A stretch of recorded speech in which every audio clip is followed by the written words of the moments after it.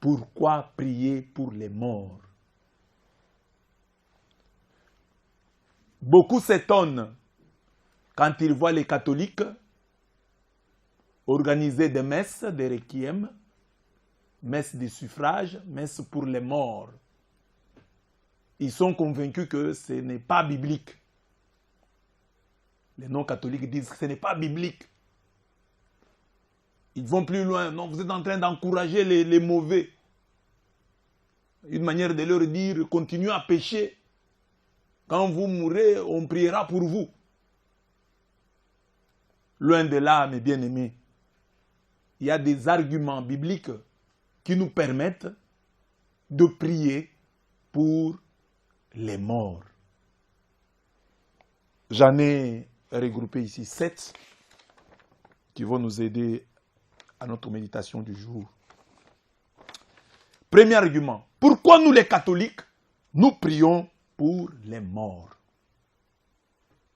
Pourquoi les catholiques prient pour les morts?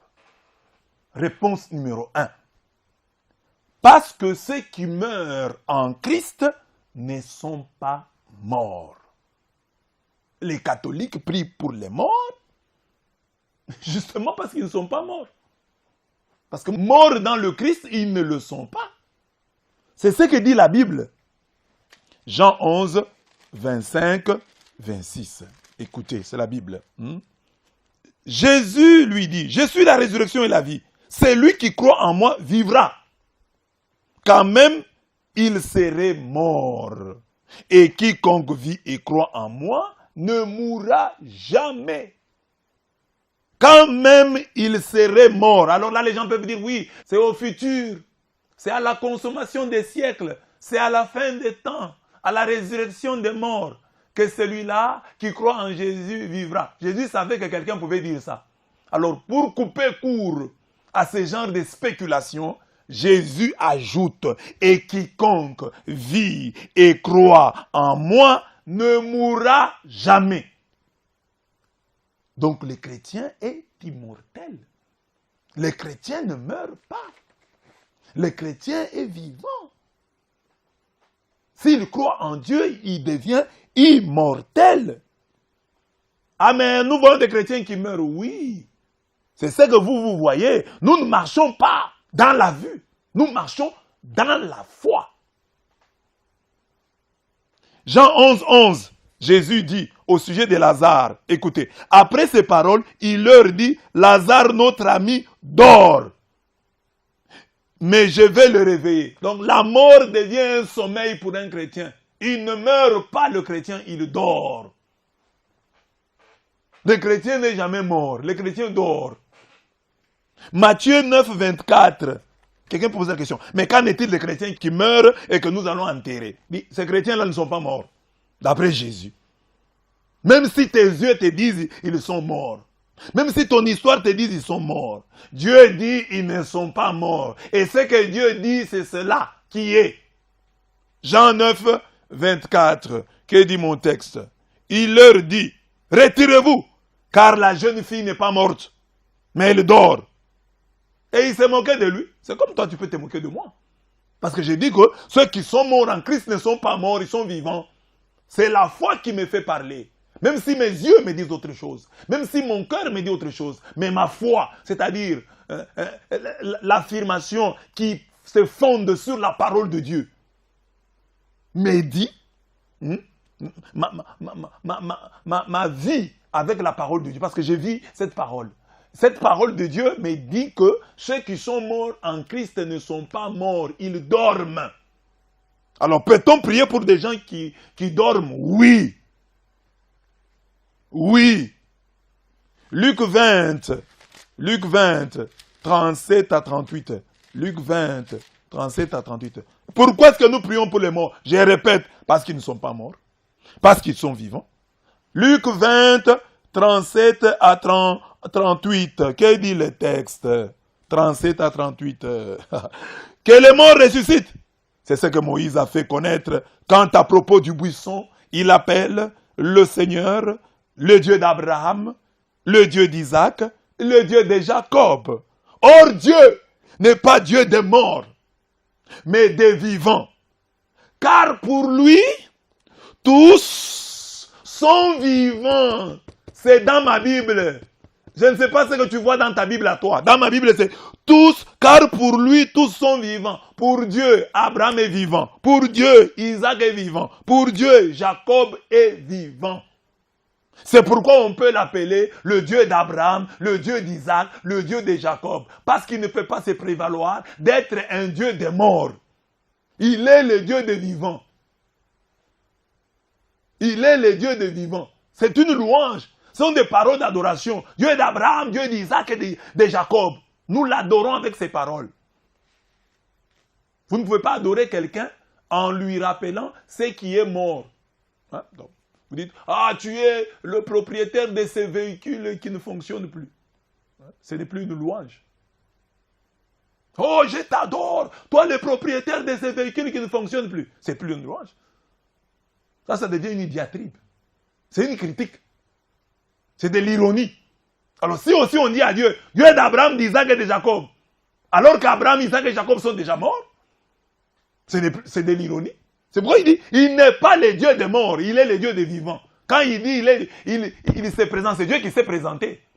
Il se présente à Moïse, il dit, moi je suis le Dieu d'Abraham, je suis le Dieu d'Isaac, je suis le Dieu de Jacob. Et Jésus explique le texte en disant, si Dieu a dit ça, c'est parce que pour lui, Abraham, Isaac et Jacob sont bel et bien vivants. Il n'est pas le Dieu des morts, il est le Dieu des vivants. C'est Jésus-Christ qui parle. Donc, s'il est le Dieu d'Abraham, le Dieu d'Isaac et le Dieu de Jacob, il est le Dieu du pape Jean-Paul Ier. Le Dieu du pape Jean-Paul II. Il est le Dieu de Saint Dominique. Il est le Dieu de Saint Blaise. Il est le Dieu de tout ce que toi tu considères comme étant morts. Pour autant qu'ils ont cru en Jésus-Christ, ils sont vivants. C'est ma foi qui me le dit. Et Paul va dire la même chose. 1 Thessaloniciens 4, 13. Ça, c'est le langage du chrétien. Le nom que le chrétien doit donner à la mort, c'est sommeil. La mort est un sommeil. Est un sommeil. 1 Thessaloniciens 4, 13. 1 Thessaloniciens 4, 13. Que dit ma Bible? Je ne sais pas ce que dit ta Bible, mais ma Bible à moi dit, nous ne voulons pas, frères, que vous soyez dans l'ignorance au sujet de ceux qui dorment. Au sujet de ceux qui dorment. Afin que vous ne vous affligez pas comme les autres qui n'ont pas d'espérance. Ton frère qui est mort, ta sœur qui est morte, la Bible dit que ton frère et ta sœur dorment. Peut-on prier pour ceux qui dorment? Oui. Alors les gens qui se disent chrétiens et qui refusent de prier pour les morts, où est-ce qu'ils ont puisé ça? Parce que ma Bible me dit, ceux qui sont morts dorment. Pourquoi refusez-vous de prier pour ceux qui dorment? Marchez-vous selon la foi ou marchez-vous selon la vue? Nous devons marcher selon la foi. C'est pourquoi Jésus dit, c'est lui qui croit en moi. Même s'il meurt, vivra. C'est-à-dire, même si vous le voyez là-bas, couché, vous le savez sous terre, vous l'avez bel et bien enterré. Ça, c'est ce que vous disent vos sens. C'est ce que vous disent vos yeux. Mais votre foi doit vous dire, ils sont vivants. Parce que vous devez vous fonder sur la parole de Dieu. Vous devez élever, exalter la parole de Dieu. Au-dessus de votre vue. Au-dessus de votre oui. Au-dessus de votre odorat. Dieu dit, ceux qui sont morts dorment. C'est ce que Dieu dit qui est vrai.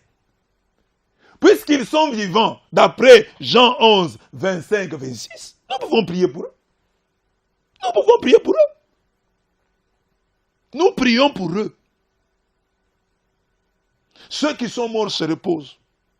Nous prions pour eux. Mais il y a des gens qui disent, oh, on ne peut pas prier pour les morts. Souvent, les gens qui disent ça sont des personnes charnelles. Ce ne sont pas des personnes spirituelles. Parce que quand tu es spirituel, tu vas comprendre la conception chrétienne de la mort. Qui sont véritablement morts? Parce que quand tu dis, on ne peut pas prier pour tel qui est mort. On peut prier pour qui? Pour tel autre qui est vivant. Bon, quelle est la preuve que toi qui m'écoutes, tu es vivant? Parce que les gens, nous ne jurons que sur les vivants, même dans nos prières. Oh Dieu de gloire, je t'ai béni, parce que moi je suis vivant, les autres sont morts. C'est vrai, bon, tu as le droit de dire cela à Dieu. Mais il y a des gens, si tu es chrétien, tu reconnaîtras que ceux qui meurent dans le Seigneur te dépassent, parce qu'ils sont auprès de Dieu. Donc rester en vie n'est toujours pas une grâce. Rester en vie est une grâce pour les pécheurs, pour qu'ils se convertissent. Mais pour les racheter, Paul dit, mourir c'est gagner.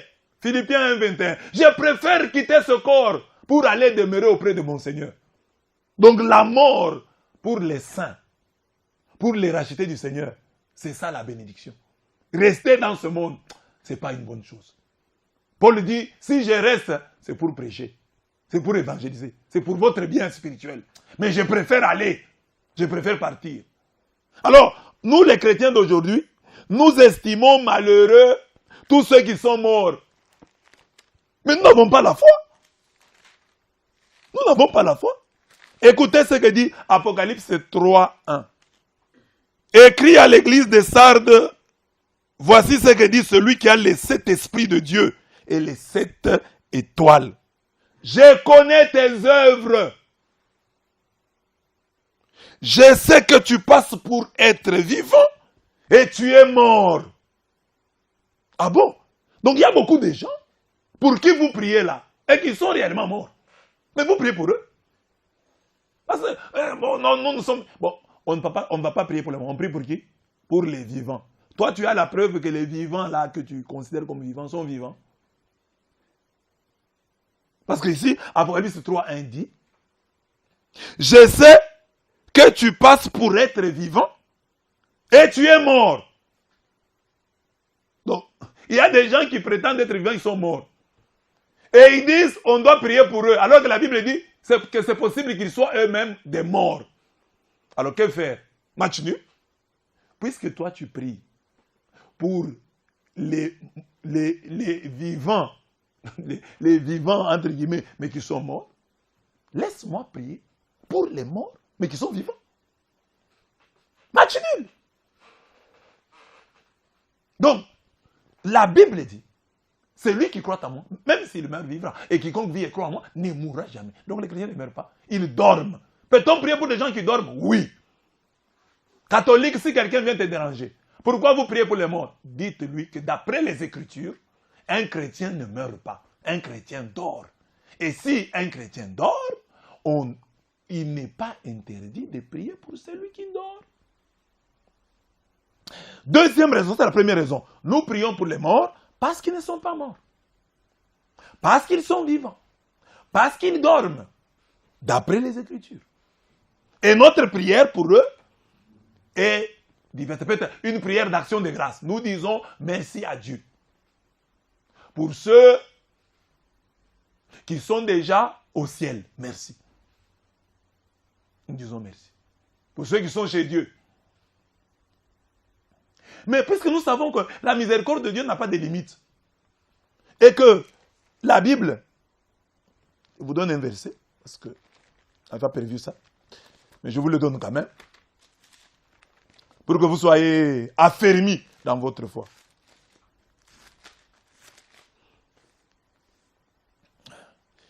Nous avons ici Matthieu 12,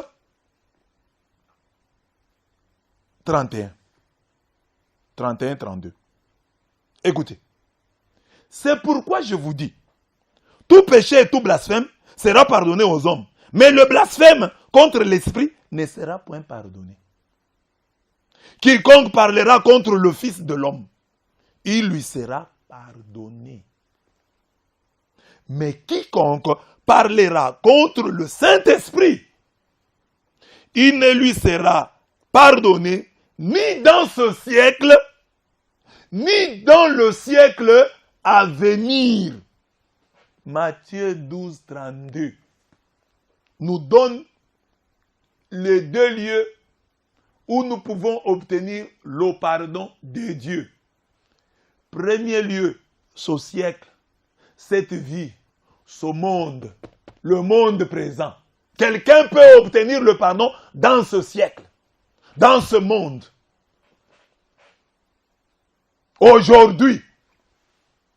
Mais le texte insinue qu'il y a un autre pardon qui peut être reçu dans le siècle à venir, dans le monde à venir, après la mort, après cette vie. C'est là un des textes qui nous pousse à croire à la doctrine catholique du purgatoire. J'y reviendrai un autre jour. Mais déjà, ce fait nous montre qu'il y a un pardon post-mortem. Un pardon que quelqu'un peut obtenir après. Parce que Jésus dit, celui qui pêche contre le Saint-Esprit ne peut être pardonné ni dans cette vie, ni dans l'autre. Alors, si, en disant ça, il dit, il affirme qu'il y a un pardon qui sera obtenu ici. Et un autre, si vous n'avez pas obtenu un pardon ici, vous pouvez l'obtenir de l'autre côté. Vous pouvez l'obtenir de l'autre côté. Donc, vous voyez, donc, ce texte-là montre que il y a possibilité d'obtenir le pardon post-mortem, c'est-à-dire après la mort. Quelqu'un peut obtenir le pardon. Et cela, grâce à nos prières. Grâce à nous pouvons obtenir cela. Nous pouvons obtenir le pardon de nos frères. Mais Dieu dit, mais pour celui qui pêche contre le Saint-Esprit, pour celui-là, il n'y a pas de pardon, ni dans cette vie, ni dans l'autre. Pour celui-là, il n'y a pas de pardon. Mais celui qui, un chrétien pour qui on prie, Dieu peut lui accorder le pardon. Je passe déjà directement au deuxième argument pour vous expliquer. Pourquoi est-ce que nous prions pour les morts? Parce qu'il n'y a pas de limite à la prière. Parce qu'il n'y a pas de limite à la prière. Rien n'est impossible à Dieu. Luc 1, 37. Rien n'est impossible à celui qui croit. Marc 9, 23. Il y a donc là deux toute-puissances présentées. La toute-puissance de Dieu, qui n'a pas de guillemets, et la toute-puissance de l'homme qui a des guillemets. Jésus a même dit, celui qui croit en moi fera les mêmes œuvres. C'est-à-dire, il ressuscitera Lazare. C'est-à-dire, il ressuscitera le fils de la veuve de Naïm. C'est-à-dire, il ressuscitera la fille de Jaïr. Mais Jésus ajoute, Jean 14, 12, il en fera même de plus grandes. Celui qui croit en moi fera les mêmes choses. Il en fera même de plus grandes. C'est-à-dire, il priera et quelqu'un entrera au ciel. Oui. Parce que ressusciter un mort, c'est le réanimer en fait. Lazare est mort après. La fille de Jaïr est morte après. Le fils de la veuve de Naïm est mort après. Mais maintenant, par la prière, Jean 14, 12, se réalise. Par notre prière, nous pouvons faire plus que Jésus sur ce point. Parce que Jésus a réanimé Lazare. Il a réanimé le fils de la veuve de Naïm. Il a réanimé la fille de Jaïr. Mais nous, par notre prière, nous pouvons faire entrer quelqu'un au ciel. Pourquoi? Parce qu'il a dit en Matthieu 18, 19 à 20. Matthieu 18, 19 à 20. Il dit, tout ce que vous demanderez, tout, quantificateur universel, tout ce que vous demanderez, si vous êtes réunis à 2 ou à 3, à mon nom, tout ce que vous demanderez, vous l'obtiendrez. Ce n'est pas moi, c'est Jésus qui parle. Alors faisons confiance à Jésus. Que dit Jésus? Je vous l'ai dit en vérité, tout ce que vous lierez sur la terre sera lié dans le ciel.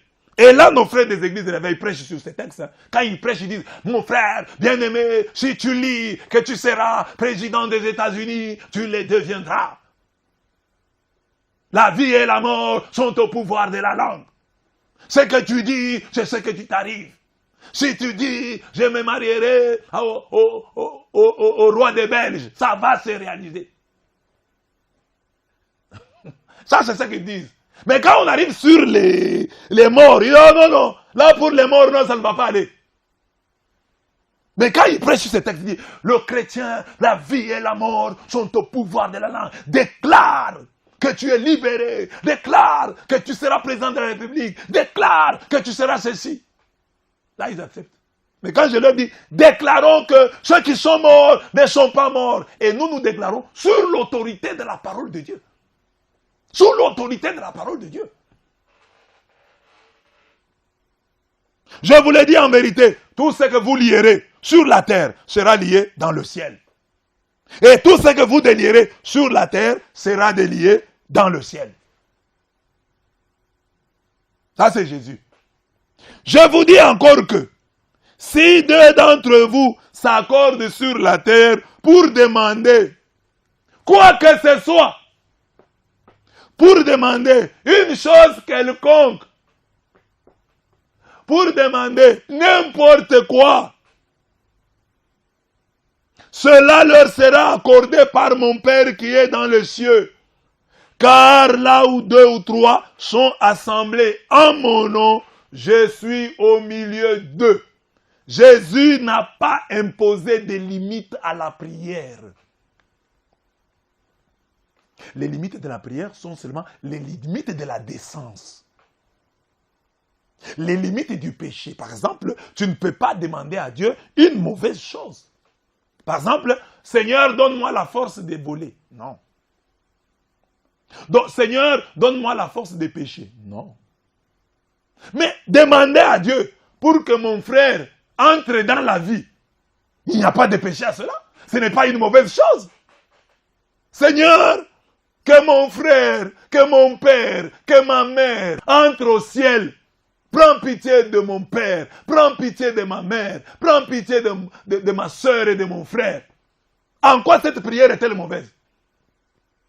Mais les mêmes pasteurs-là, qui refusent qu'on puisse prier pour les morts, si vous allez contacter un tel pasteur, vous dites, monsieur pasteur, monsieur le pasteur, ma femme n'a plus de matrice. Peut-elle mettre au monde? Les pasteurs ne disent rien n'est impossible à Dieu. Tout est possible à celui qui croit. Alléluia. Mais quand on dit maintenant, pasteur, est-ce qu'on peut prier pour les morts? Ah non, là non. Pourquoi ne peut-on pas prier pour les morts? Et pourquoi peut-on prier pour que la femme qui n'a pas de matrice puisse avoir des enfants? Si vous allez même demander à un pasteur, pasteur, je suis congolais, mais je voudrais devenir président des États-Unis. Les pasteurs qui ont la foi te diront, rien n'est impossible à Dieu, tout est possible à celui qui croit. Je vous dis. Si vous leur même demandez, pasteur, est-ce que Dieu peut faire en sorte que la Coupe du Monde, la dernière Coupe du Monde, soit gagnée par le Congo? Un pasteur vous dit, rien n'est impossible à Dieu, tout est possible à celui qui croit. Mais quand vous lui dites, pasteur, est-ce qu'on peut prier pour un mort? Non. Pasteur, est-ce que je peux demander à Dieu de me donner un train à moi? Est-ce qu'il y a un pasteur qui va dire que cet objet est indigne de la prière?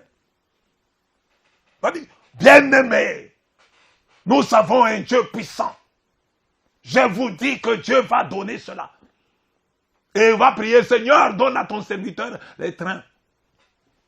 Mais pensez aussi au chemin. Est-ce qu'il a un chemin de fer pour lui? Donc, si, pour les autres domaines, oui. Voilà pourquoi notre Dieu, le Dieu des catholiques, lui est le Dieu 4 x 4. Tout est rien. Quand les autres se lassent, quand les autres désarment, quand les autres font les mains, abandonnent, l'église catholique dit, Dieu, même au cimetière, a un miracle pour toi. Quand les autres disent, tout est fini, l'Église catholique vient au cimetière et dit, tout n'est pas fini. Nano est silité. Ce n'est pas fini. Nano est silité au cimetière. Vous vous dites, non, nano est silité. Tout n'est pas fini dans vos maisons, au sujet de votre mariage, au sujet de vos études, au sujet de votre emploi. Mais l'Église catholique va jusqu'au cimetière et dit, ce n'est pas fini. Ce n'est pas fini. Nous allons prier. Ce n'est pas fini. Il y a encore une bénédiction, une grâce pour ce frère qui est mort. C'est pourquoi j'ai toujours dit aux gens, la foi est restée dans l'Église catholique. Parce que les autres, devant la mort, ils ne prient pas pour le frère qui est mort. Ils prient pour sa femme. Ils prient pour sa veuve. Ils prient pour son mari, son défunt mari. Mais ils ne prient pas pour elle, pour la veuve. Et ils ne prient pas pour celle qui est morte. Ils ne prient pas pour celui qui est mort. Ils prient seulement pour ceux qui sont apparemment vivants. Pour ceux qui sont physiquement vivants. Mais ils oublient de prier pour ceux qui dorment selon la foi. Jésus nous assure à travers Matthieu 18, 19 à 20, nous rassure et nous assure que réunis en son nom, nous pouvons tout demander. C'est tout, je l'ai dit, englobe le positif, le bon, le vertueux. Et demander à Dieu d'accueillir dans son royaume nos fidèles défunts. C'est la meilleure des choses que nous puissions faire pour eux. Ton papa est mort, un bon cercueil, ok, ça va. Une jolie gerbe de fleurs, félicitations. Une dernière belle veste, en tout cas nous sommes très contents. Mais c'est quoi? La veste l'est dans quoi? Les cercueils l'est dans quoi? La gerbe de fleurs l'est dans quoi? Ça c'est pour nous. Ce que nous faisons là, c'est pour notre honneur. Un bon cercueil, ce n'est pas pour les morts, c'est pour la famille. C'est pour la famille, pour l'honneur de la famille. Une belle place dans un grand et renommé cimetière, ce n'est pas pour les morts. C'est pour nous. C'est pour l'honneur des vivants, l'honneur de sa famille, la consolation de sa famille. Mais ce qu'on peut faire pour le mort, ce qu'on peut faire pour lui, c'est ça la prière. C'est le meilleur cadeau. La prière, c'est le meilleur cadeau qu'on puisse faire à quelqu'un qui est mort. Même toi, mon frère, tu as déjà quitté l'église catholique. Tu as aimé ton papa, tu as aimé ta maman, mais tu es entré dans une église où on t'apprend à ne pas prier pour ton père. Quelle erreur! Même en catimini, je te supplie, prie pour tes parents. Dis à Dieu, s'il y a encore un pardon chez toi là pour papa, pardonne-lui. C'est une prière qui va même toucher le cœur de Dieu. Dit cet enfant, il honore son père, il honore sa mère, même après leur mort. Là où 2 ou 3 sont réunis en mon nom, je suis au milieu d'eux. Et quand vous êtes réunis ainsi, tout ce que vous demandez, je vous le donne. J'ai dit le tout là, c'est un tout positif. Dieu ne peut pas nous dire de demander le mal. Et demander la vie éternelle pour nos frères qui nous ont quittés ne peut pas être une mauvaise chose. Donc, j'ai donné déjà 2 raisons. Pourquoi prier pour les morts? Parce que ceux qui meurent en Christ ne sont pas morts. C'est nous qui les appelons morts, mais ils ne sont pas morts, ils dorment. Deuxième raison, pourquoi prier pour les morts? Parce que Jésus n'a imposé aucune limite à la prière. Rien n'est impossible à Dieu, tout est possible à celui qui croit. C'est la Bible, noir sur blanc. La Bible noir sur blanc. Catholique prie pour tes morts. Catholique demande des messes pour tes morts. Tu ne perds pas ton temps. Tu fais œuvre de foi. Tu fais montre de ta foi. Qui crie la vie, même au milieu de la mort. Troisième raison. Pourquoi est-ce que nous prions pour les morts? Parce que 1 Corinthiens 15. 1 Corinthiens 15. 29. Donne à penser. Simplement ça. je ne me fonde pas sur ces textes. Mais j'ai dit quand même que c'est un texte qui doit nous donner matière à réflexion. 1 Corinthiens 15, 29.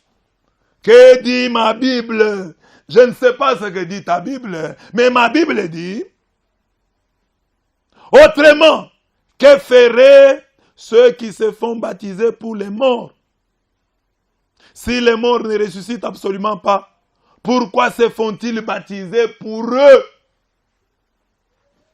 Je n'entre pas dans la profondeur de ces textes, mais je note seulement qu'à l'époque de Paul, des hommes, des femmes se faisaient baptiser pour les morts.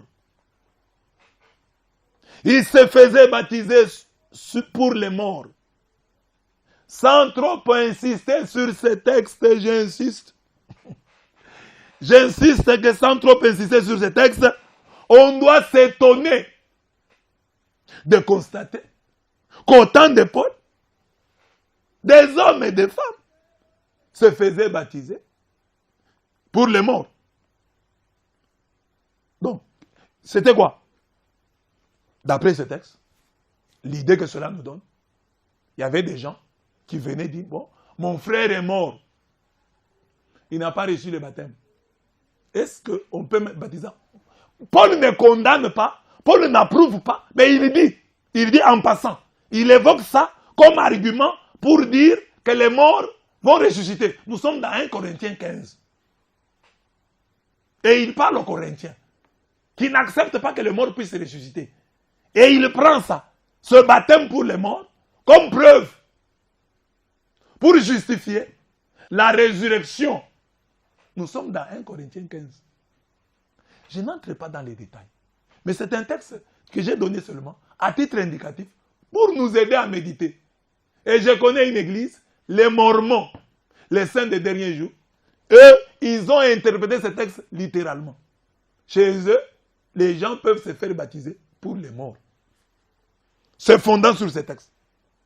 Je ne vous conseille pas cela, mais j'ai dit que ce texte, parce que Paul ne désapprouve ni n'approuve ce qui est dit ici, mais il dit, des gens se faisaient baptiser pour les morts. Preuve de l'existence en eux, de la foi en la résurrection des morts. Ce texte montre au moins un fait, nous livre au moins une réalité, que même à l'époque de Paul, et pour Paul, la mort n'était pas la fin. Tout n'était pas fini pour les défunts. Et que les vivants pouvaient faire pour eux quelque chose. Comment on peut retenir là? En partant de 1 Corinthiens 15, 29. Donc, au temps de Paul, on croyait que tout n'était pas fini avec la mort. Au temps de Paul, on croyait que les vivants, entre guillemets, pouvaient faire quelque chose pour les morts, entre guillemets. Voilà le troisième argument. Pourquoi prier pour les morts? Parce que 1 Corinthiens 15, 29 donne à penser. Seulement ça. Pourquoi prier pour les morts? Quatrième raison. Pourquoi prier pour les morts? Parce que Dieu est plus grand que la Bible. Parce que Dieu est plus grand que la Bible. Parce que Dieu est plus grand que la Bible. Pourquoi j'ai dit ça? J'ai dit ça simplement parce que quand je donne cet enseignement, je vois déjà les protestants qui prennent l'Ancien Testament, qui me brandissent Psaume 6.6. Psaume 6.6. Que dit Psaume 6.6? Car celui qui meurt n'a plus ton souvenir. Qui te louera dans les séjours des morts? Oh, ceux qui sont morts sont déjà morts. Ils n'ont plus de souvenirs sur la terre. C'est fini pour eux. On ne doit même pas penser à eux, disent les témoins de Jéhovah, disent les sectaires. Tous ceux qui, les non-catholiques disent ça. Ceux qui sont morts, sont morts. Psaume 6.6. Ils vont nous brandir encore. Psaume 88. Psaume 88. 11 à 12. Est-ce pour les morts que tu fais des miracles? Voyez, bien-aimés, vous voyez. Psaume 88, on dit, Dieu ne fait pas de miracles pour les morts. Donc si vous êtes mort, Dieu ne va plus rien faire pour vous. Les morts s'élèvent-ils pour te louer? Par le ton de ta bonté, dans les sépulcres de ta fidélité, dans l'abîme. Les gens vont se fonder, oh, quand quelqu'un est mort, c'est déjà fini. Psaume 6, il dit. Psaume 88, 11 à 12, il dit. Ils ne s'arrêtent pas là, ils vont donner aussi Ecclésiaste 9. Ecclésiaste 9, 5 à 12. Ecclésiaste 9, 5 à 12. Pour dire, ne priez pas pour les morts, car la Bible déclare. C'est ça qu'ils vont vous dire. La Bible déclare. C'est faux. Il faut bien comprendre ces textes. Que dit Ecclésiaste 9, 5 à 12? Dit ceci. Les vivants, en effet, savent qu'ils mourront. Mais les morts ne savent rien. Et il n'y a pour eux plus de salaire. Puisque leur mémoire est oubliée. Ah, les morts, leur mémoire est oubliée. Donc oublions-les. Et leur amour, et leur haine, et leur envie ont déjà péri. Et ils n'auront plus jamais aucune part à tout ce qui s'est fait sous le soleil. Ce texte est évoqué par nos frères des autres églises pour dire qu'il ne faut pas prier pour les morts parce que pour eux, tout est fini. Ils vont encore citer Isaïe 38, 8. N'oubliez pas le 4e argument. Pourquoi prions-nous pour les morts? Parce que Dieu est plus grand que la Bible. C'est ainsi que je suis en train d'évoquer ces textes de l'Ancien Testament pour vous montrer comment les démonter. Ou bien les interpréter. À partir de 38 ou 8 descendre, hein, donc jusqu'à 10. On dit ici, hein, quand mes jours sont en repos, je dois m'en aller au port du séjour des morts, je suis privé du reste de mes années. Je disais, je ne verrai plus l'Éternel sur la terre du vivant. Je ne verrai plus aucun homme parmi les habitants du monde. Ma demeure est enlevée, transportée loin de moi, comme une tente de berger. Donc, je sens le fil de ma vie coupé, comme par un tisserand. Oui. Qui me retrancherait de sa traîne? Du jour à la nuit, tu m'auras achevé. Le roi Ézéchias, il prie et il est convaincu qu'avec la mort, tout est fini. Au verset 18 notamment, c'est là qu'il dit, ce n'est pas le séjour des morts qui te loue. Ce n'est pas la mort qui te célèbre. Ceux qui sont descendus dans la fosse n'espèrent plus en ta fidélité. Il reprend les psalmistes, psaume 6, 6 et psaume 88, 11 à 12. Isaïe 38, 18. Ce n'est pas le séjour des morts qui te loue. Ce n'est pas la mort qui te célèbre. Ceux qui sont descendus dans la fosse n'espèrent plus en ta fidélité. Isaïe 38, 18. Le vivant, c'est celui-là qui te loue, 19. Comme moi aujourd'hui. Donc, ce sont des textes comme ça sur lesquels nos frères non catholiques se fondent pour rejeter la prière que nous faisons pour les défunts. Alors, j'ai dit, s'ils viennent avec ces textes, vous les donnez pour vous dire de ne pas prier pour vos défunts, dites-leur que Dieu est plus grand que la Bible. Que Dieu est plus grand que la Bible. J'ai un exemple tiré de la Bible qui montre que Dieu est plus grand que la Bible. C'est-à-dire que Dieu est plus grand que la prophétie. Que Dieu est plus grand que l'ainsi dit l'Éternel. Que Dieu est plus grand que sa parole. Oui. C'est dans 2 Rois 20, 1 à 6. En ce temps-là, Ézéchias fut malade à la mort. Le prophète Isaïe, fils d'Amoz, vint auprès de lui et lui dit, ainsi parle l'Éternel. donne tes ordres à ta maison. Il lui dit bien, ainsi parle l'Éternel. Donne tes ordres à ta maison, car tu vas mourir. Et tu ne vivras plus. Ça, c'est la parole de Dieu. C'est le ainsi dit l'Éternel. Ça vient d'un prophète véridique. Pas un faux prophète, autoproclamé, mais un vrai prophète. Il dit au roi, tu vas mourir. Ézéchias pouvait dire Amen et mourir. Ou il pouvait faire autre chose. Là, il y a la parole de Dieu. Isaïe, le prophète de Dieu, vient auprès du roi avec Psaume 6:6, avec Psaume 88, 11 à 12, avec Isaïe 38, 18. Il vient avec Ecclésiaste 9, 5 à 12 pour lui dire c'est fini pour toi, tu vas mourir. Mais ces rois, Ézéchias, un véritable homme de foi, sachant que Dieu est plus grand que la Bible, sachant que Dieu est plus grand que la prophétie, sachant qu'il n'y a pas de fatalité en matière prophétique, sachant que la vie et la mort sont au pouvoir de la langue, j'allais dire de la prière.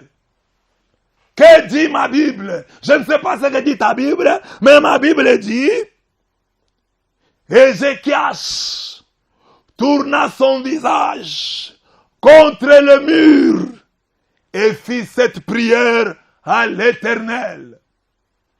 Quelle prière il fit à l'Éternel?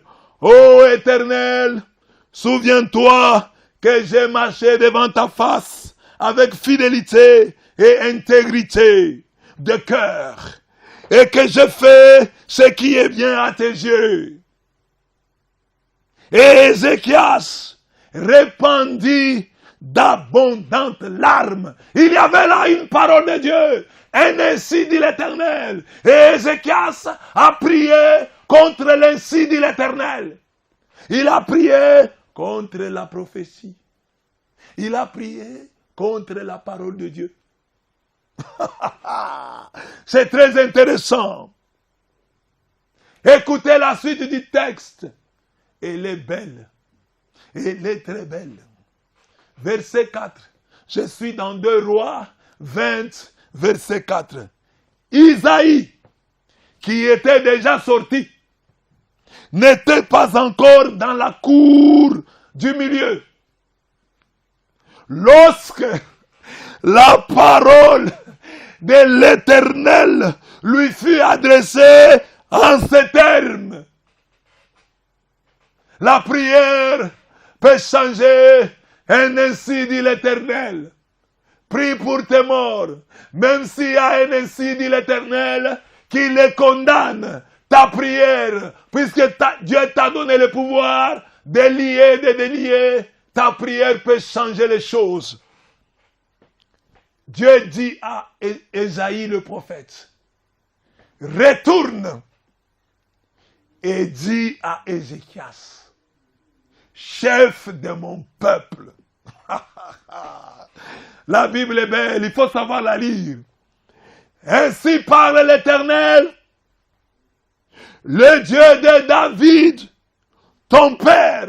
Il y avait un ainsi dit l'Éternel qui annonçait la mort. L'homme a prié, un deuxième ainsi par l'Éternel est sorti. Ainsi parle l'Éternel, le Dieu de David, ton père. J'ai entendu ta prière, j'ai vu tes larmes. Voici, je te guérirai. Le 3e jour, tu monteras à la maison de l'Éternel. J'ajouterai à tes jours 15 années. Je te délivrerai, toi et cette ville, de la main du roi d'Assyrie, etc. Le texte est beau. Je vous disais que Dieu est plus grand que la Bible. Que même s'il y a un ainsi dit l'Éternel, bien-aimé, Dieu t'a donné le pouvoir, Dieu t'a donné la puissance Il a dit, celui qui croit en moi fera les mêmes choses. Il en fera même des plus grandes. Même s'il y a une écriture, si jamais on te brandissait, Psaume 6, Psaume 88, 11 à 12, et Isaïe 38, 18, pour te décourager, afin que tu ne pries pas pour tes morts, pour ceux qui sont morts, entre guillemets. Si on veut te décourager avec ces textes, donne-leur des Rois 20, 1 à 6, Ézéchias, alors qu'il y avait un ainsi dit l'Éternel, décrétant sa mort, il a prié et il a provoqué un deuxième ainsi dit l'Éternel, abrogeant toutes les dispositions antérieures et contraires au présent ainsi dit l'Éternel. La prière est puissante. Tu ne crois pas à la prière? Bien-aimé dans le Seigneur, tu vois donc que Dieu est plus grand que la Bible. La Bible dit par exemple aux femmes qui ont des écoulements de sang de ne rien toucher, de ne toucher personne. Mais cette femme de la Bible qui avait des écoulements de sang a dit, Dieu est plus grand que la Bible. Elle s'est levée et elle a touché l'habit, la frange du vêtement de Jésus-Christ et elle a été guérie. Elle avait compris, elle, que Dieu était plus grand que la Bible. Toi aussi, si quelqu'un vient avec ces textes, qui sont par ailleurs des textes de l'Ancien Testament, alors que nous sommes dans le Nouveau Testament, nous lisons l'Ancien Testament à la lumière du Nouveau. S'il y a un texte de l'Ancien Testament, contredit par un autre du Nouveau Testament, c'est Jésus-Christ qui est la dernière cartouche de Dieu, la dernière révélation de Dieu. C'est la révélation de Jésus-Christ qui est au-dessus de tous les écrits de l'Ancien Testament. S'il y a une contradiction, fût-elle apparente, entre l'Ancien et le Nouveau Testament, nous optons pour le Nouveau. C'est-à-dire, nous sommes des chrétiens, nous ne sommes pas des Davidiens. Nous ne sommes pas des Davidiens, nous sommes des disciples du Christ. Si David dit, celui qui est mort, c'est fini pour lui. Ça, c'est David. David a dit ça, mais Jésus est venu dire. Dans la Bible lui-même dit, il a été dit, mais moi je vous dis. Moi je vous dis. Donc c'est Jésus. La parole de Jésus-Christ est au-dessus de toutes les paroles. En dépit du fait que si nous ouvrons les yeux, nous verrons qu'il n'y a pas de contradiction. Mais chacun a parlé suivant son contexte, suivant les dépôts de la foi de son temps. Mais nous sommes au temps du Christ et le Christ nous dit, ceux qui sont morts ne sont pas morts, ils dorment. C'est la parole du Christ qui vaut. Bien-aimés dans le Seigneur, Dieu est plus grand que la Bible. Par notre prière, nous pouvons arrêter un ainsi dit l'Éternel. Et puis, si l'Ancien Testament a été parfait, Jésus ne serait pas venu avec le Nouveau Testament. Donc quand il y a des textes de l'Ancien Testament qui disent une chose et que les textes du Nouveau Testament disent autre chose, il y a dépassement. Et nous devons suivre le Nouveau Testament. Bien-aimé, ce texte est beau. Hein? Il est intéressant même pour ta vie. Si par la prière, Ézéchias a été capable de faire révoquer, de faire reporter un ainsi dit l'Éternel. Que dire de ainsi disent les médecins, ainsi disent les sorciers? Car ta vie est bloquée avec les innombrables, ainsi disent les méchants, ainsi disent les voisins, ainsi disent les sorciers, ainsi disent les médecins. Par la prière, tu es capable de révoquer les ainsi dit, de faire révoquer les ainsi dit l'Éternel. Que dire de ainsi disent les sorciers? Ne crains donc pas les prophéties. Si quelqu'un vient auprès de toi avec une prophétie, annonçant ta mort, annonçant la mort de tes êtres chers, ne te décourage pas. Souviens-toi du roi Ézéchias. Il a prié pour que Dieu puisse révoquer ainsi dit l'Éternel, et Dieu a révoqué, il a abrogé, ainsi dit l'Éternel, il a fait remplacer par un autre. La prière est puissante. La parole qui sauve ton frère, ta soeur, est dans ta bouche. La parole qui sauve ta vie est dans ta bouche. Ne blague pas avec la prière. Prie, mon frère. Sois un homme de prière. Avec la prière, tu changes ta vie. Tu changes ton destin. Tu changes ta destinée. Tu changes les... Tu abroges les ainsi disent les sorciers. Tu abroges toutes les malédictions, les liens qu'il y a dans ta famille avec la prière. Ne blague pas avec la prière.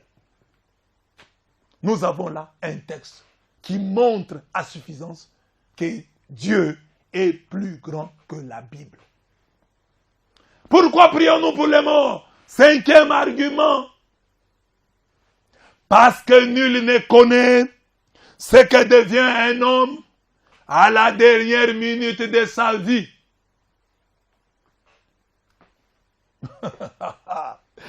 Nul ne connaît ce que devient un homme à la dernière minute de sa vie. Je vais fonder ça bibliquement. Je vais dans la Bible. Luc 23, 39 à 43.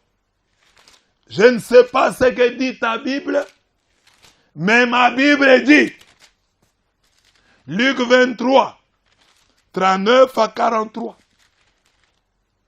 Le bon larron. Que dit le texte?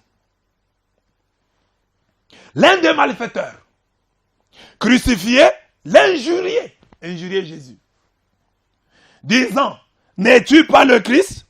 Sauve-toi toi-même et sauve-nous. Mais l'autre les reprenait et disait, ne crains-tu pas Dieu, toi qui subis la même condamnation? Pour nous c'est justice, car nous recevons ce qu'ont mérité nos crimes. Mais celui-ci n'a rien fait de mal.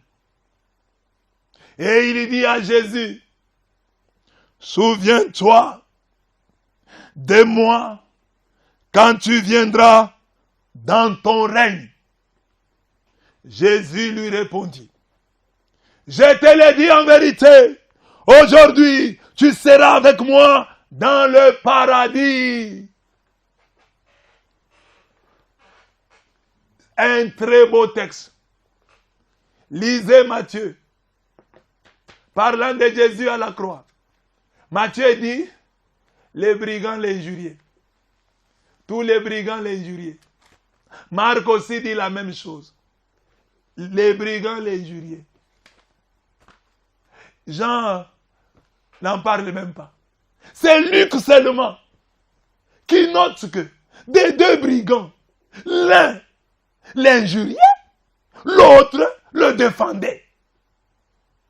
Donc,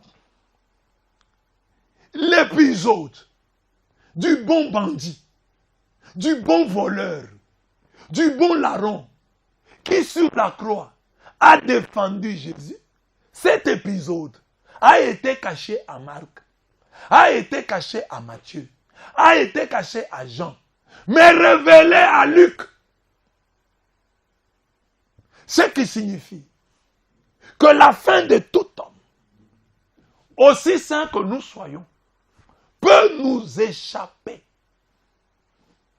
Saint Matthieu a dit les brigands, les injuriés. Marc a dit il l'injuriait. Jean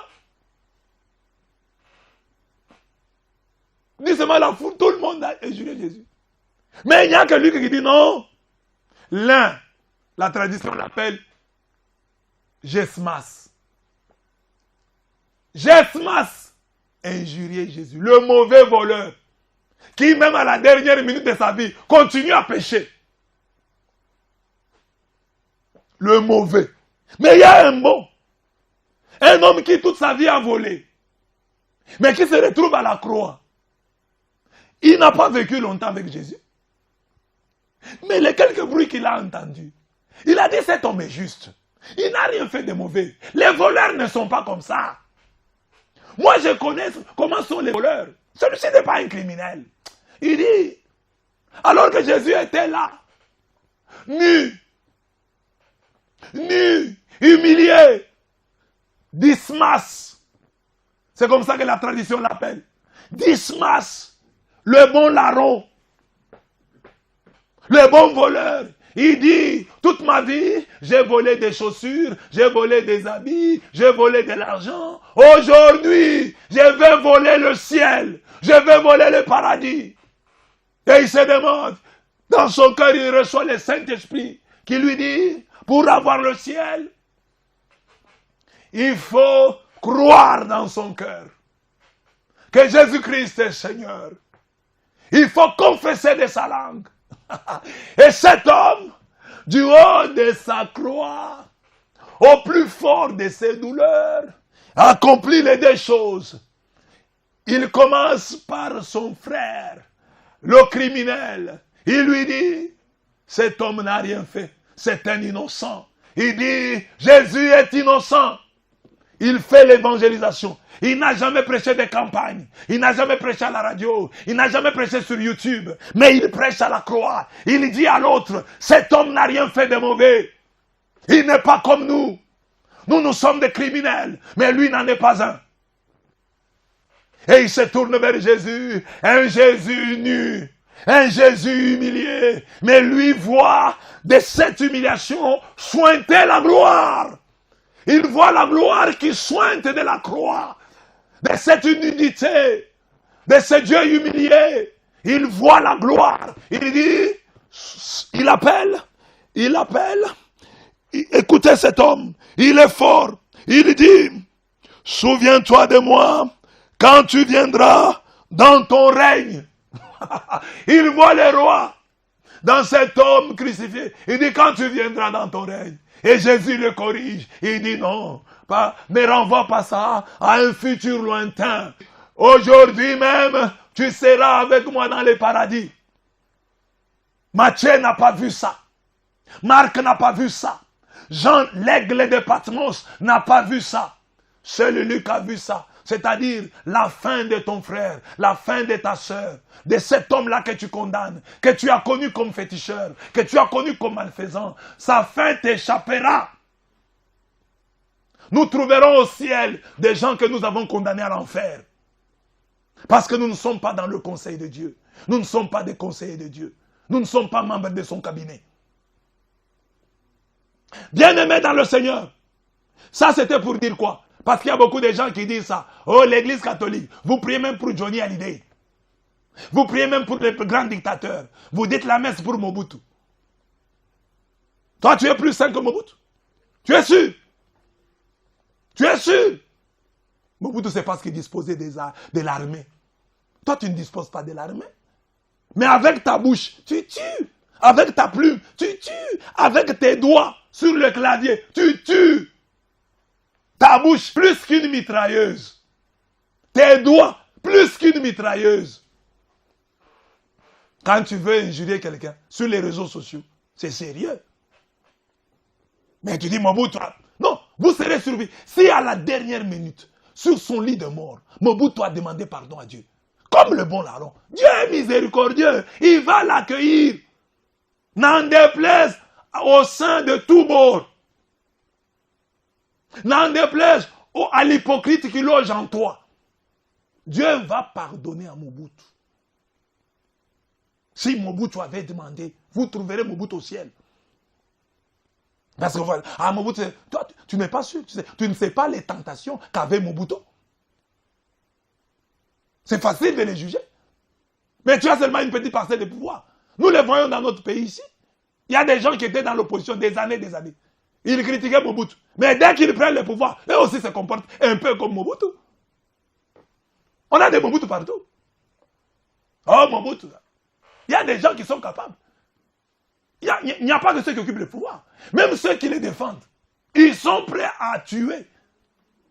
Quand vous allez détruire la maison de quelqu'un qui ne pense pas comme vous. Mais c'est la dictature. C'est la dictature. C'est la dictature. Donc, tout le monde doit penser comme vous. Vous n'êtes pas différent de Mobutu. C'est facile de condamner Mobutu. Mais il y a un Mobutu qui loge en chacun de nous. Chacun doit condamner le Mobutu qui dort en lui.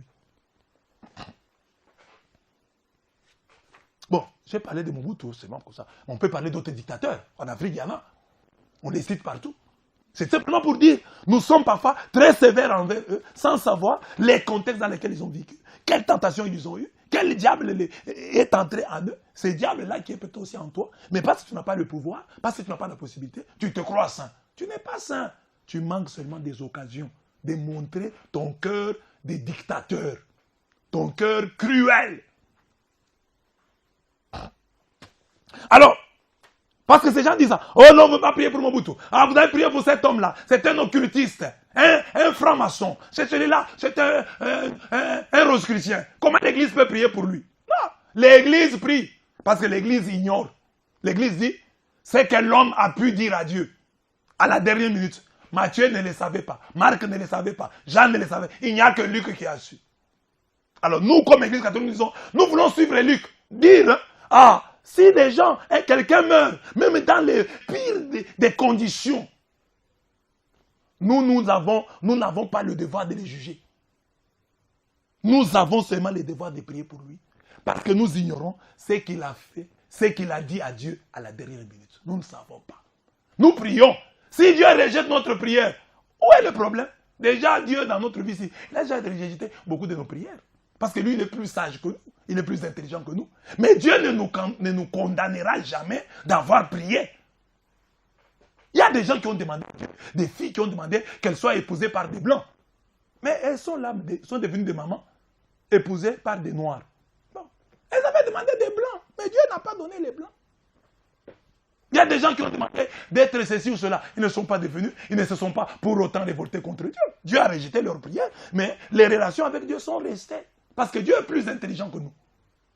Donc, bien aimés, ne nous fions pas aux apparences. Ne nous fions pas aux apparences. Il y a des gens qui meurent dans des conditions apparemment pécamineuses, ou véritablement pécamineuses, mais qui sont sauvés par une dernière prière. C'est pourquoi chaque chrétien doit demander à Dieu la grâce d'une bonne mort. Comme nous ne savons pas quand nous allons mourir, demandons à chaque moment la grâce d'une bonne mort, que j'aie même 2 minutes, qu'il me reste que les 2 secondes qui me resteront, que je les consacre à la prière, que j'ai le temps de me confesser, que j'ai le temps de demander pardon. Comme le bon larron. Parce que ce jour-là, à la croix, si tu étais passé là, toi, mon frère des églises de réveil, toi les non-catholiques, si tu étais passé à Golgotha ce jour-là, tu allais dire, on a tué 3 voleurs. Et le plus fort, c'est celui qui est au milieu. Or, celui qui est au milieu, c'était le saint. Celui dont la sainteté était reconnue même par les démons. Il était au milieu. Des voleurs, des bandits. Et il y avait un autre qui l'avait condamné. Mais il y avait un autre qui l'avait défendu. Et à qui le Seigneur a dit, aujourd'hui, tu seras avec moi au paradis. Comme nous ne savons pas ce qui se passe entre l'homme et Dieu à la dernière minute, taisons-nous, fermons nos bouches au sujet de la mort des autres. Nous ne savons pas ce qu'ils ont dit à Dieu à la dernière minute. La Bible donc nous dit, 1 Corinthiens 4, 5, ne jugez de rien avant le temps, jusqu'à ce que vienne le Seigneur, qui mettra en lumière ce qui est caché dans les ténèbres et qui manifestera les desseins des cœurs. Alors chacun recevra de Dieu la louange qui lui sera due. Voilà. 1 Corinthiens 4, 5. Mais quelqu'un peut me dire, mais cela bien, mais quand vous, catholiques, vous dites, tel est déjà au ciel, n'est-ce pas une manière de juger? J'ai dit non, ce n'est pas une manière de juger. Quand nous disons, tel est déjà au ciel, le pape Jean-Paul II est au ciel, le pape Jean-Paul Ier est au ciel, mon père est au ciel, Cette affirmation se fonde encore sur une écriture, Marc 11, 24, qui dit quoi? Tout ce que vous demanderez en priant, croyez que vous l'avez reçu et vous le verrez s'accomplir. C'est ainsi que quand vous allez à une messe catholique, vous allez entendre en même temps que les catholiques prient pour que celui qui est mort aille au ciel. Et en même temps, ils remercient Dieu de l'avoir accueilli. Ils se fondent à la foi sur Matthieu 18 et sur Marc 11, 24. Matthieu 18 dit, priez. Vous êtes réunis, demandez quoi que ce soit. Marc 11, 24 dit, quand vous avez demandé, comportez-vous comme si Dieu vous a déjà exaucé. Sixième raison, pourquoi est-ce que nous les catholiques, nous prions pour les morts? Nous prions pour les morts parce que les portes du séjour des morts ne peuvent pas tenir contre l'église que nous sommes. Matthieu 16, 18. Tu es Pierre, et sur cette pierre, je bâtirai mon église. Le texte est beau, mes chers catholiques. Jésus a dit mon église. Il n'a pas dit mes églises. Comprenez nos autres frères, ceux qui ne sont pas catholiques, s'ils ne prient pas pour les morts, ils n'ont pas reçu la promesse de Matthieu 16, 18.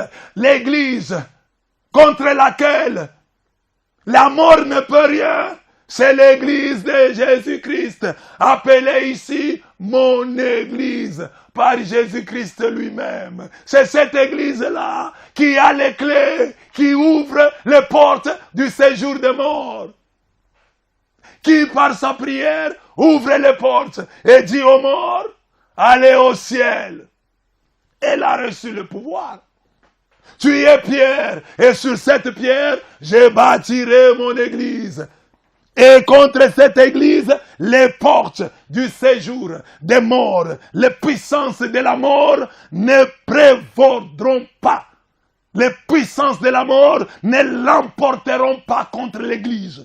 C'est pourquoi l'église catholique, quand il se tient au cimetière, elle est devant une dépouille mortelle, la mort demande, toi qui te tiens devant moi, qui es-tu?